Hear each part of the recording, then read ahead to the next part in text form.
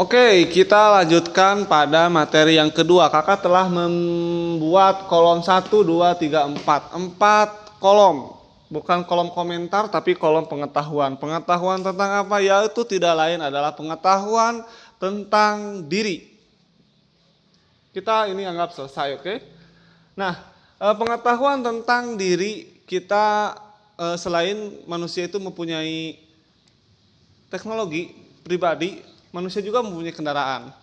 Oke, contohnya adalah kita punya sepeda. Oke, kakak punya sepeda. Saat sepeda ini digunakan, maka tidak mubazir.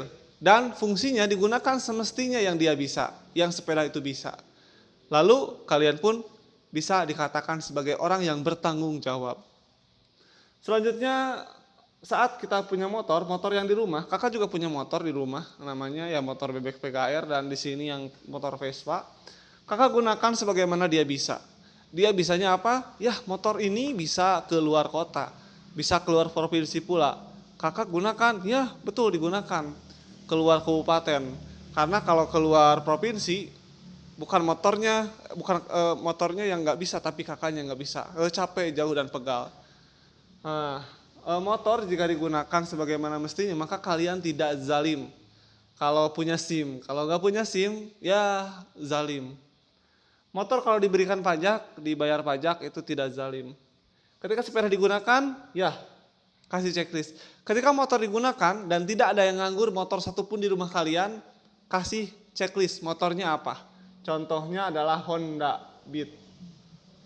Honda Beat kalau digunakan checklist, kalau tidak digunakan tanah silang. Contoh lagi, motor yang tidak digunakan misalnya Harley.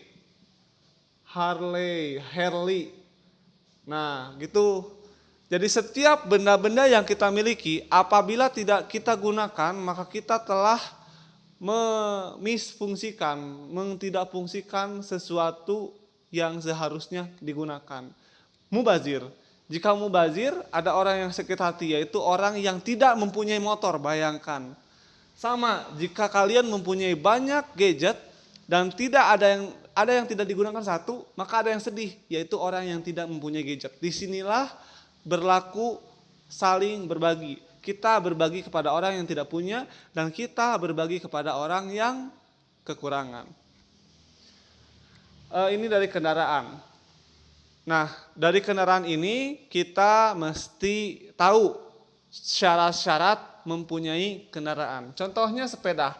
Jika kalian mempunyai sepeda, syarat untuk diri adalah memiliki helm untuk safety, sikut, lutut. Karena tidak jarang orang yang jatuh dari sepeda, lututnya robek. Kakak pernah. Sikutnya robek atau patah. Kalau kita pakai pengaman, pakai safety, itu akan meminimalisir. Kalau jatuh dari tebing sejauh setinggi 4 meter, itu akan lebih ringan lukanya dibandingkan tidak memakai sama sekali. Safety punya keamanan, standar keamanan, bukan protokol kesehatan, bukan juga pakai masker naik sepeda, bukan, tapi ini sama helm. Nanti menghirup CO2 sendiri, jadi bahaya kalau naik sepeda buka saja. Karena naik sepedanya itu ke kampung, bukan ke kota ya. Ke kampung yang banyak pohonnya atau ke kota yang banyak pohonnya. Ya, keamanan untuk diri, keamanan. Motor, kalau kita sudah terbiasa melakukan keamanan berkendara sepeda, maka automatically kita gunakan di motor, bike, we are my bike. Saat itu sudah terbiasa kita menggunakan keamanan, lalu yang harus dipunyai adalah motor. Motor itu adalah mesin yang menggiling. Nah, itu motor. SIM, surat izin mengemudi. Yang tidak harus kalian miliki saat pandemi ini adalah SIM-K, surat izin masuk keluar. Itu tidak perlu kalian punyai. Hanya orang-orang dewasa yang punya itu, dan hanya orang-orang pembisnis besar yang harus punya itu. Surat izin keluar masuk kota dan desa. SIM. Kalau motor itu adalah SIM C. Kalau mobil mobil minibus atau kayak Avanza atau Xenia itu yang ininya supir, penumpang ada di belakangnya lagi, itu adalah mobil minibus namanya. Mobil ini harus ada SIM A ya. Kalau bus harus ada SIM SIM B ya. Nah, seperti ini. Saat kita mempunyai kendaraan, rasa tanggung jawabnya adalah memiliki SIM.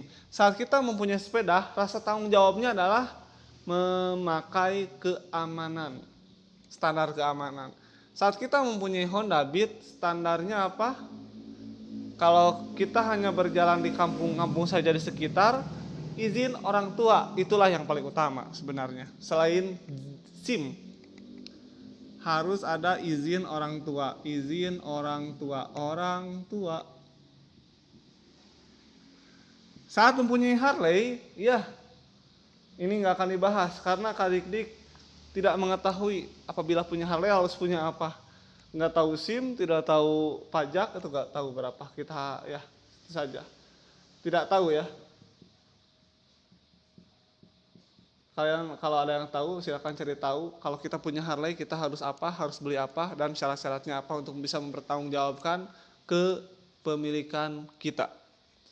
Oke, selesai itu dari pembahasan tentang kendaraan.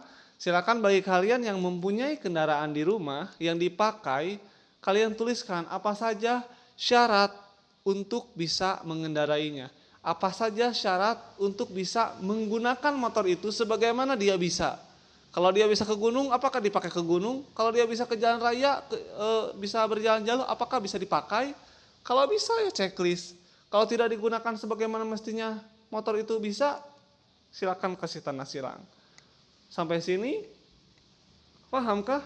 Oke, bye. Lanjut ke bagian 3.